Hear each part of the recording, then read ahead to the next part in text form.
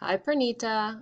Okay, so I took the first two problems from yesterday's sheet, and I'm going to walk you through it. What I was trying to tell you is you were writing that the measurements were in centimeters, and centimeters is a metric measurement. This ruler is actually showing inches, but you really wouldn't have known that because I realized that it didn't say that. So just so you know, that everything on these rulers is going to be in inches.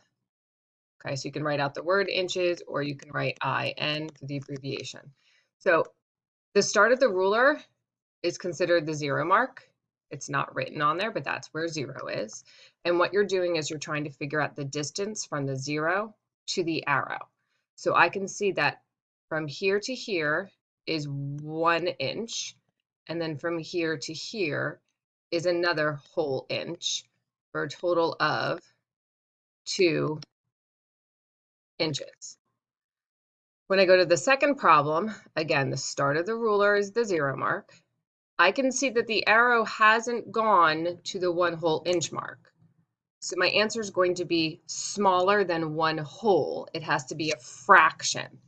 So each ruler, okay, between each inch, it's divided into 4 equal sections. So let's go back and look at the first ruler for a second. So from here to here is 1, 2, 3, 4 sections to get to the whole, right? 1, 2, 3, 4 sections to get to the next hole. So if it's divided into 4 equal parts, we call those parts fourths. That means that one of the 4 equal parts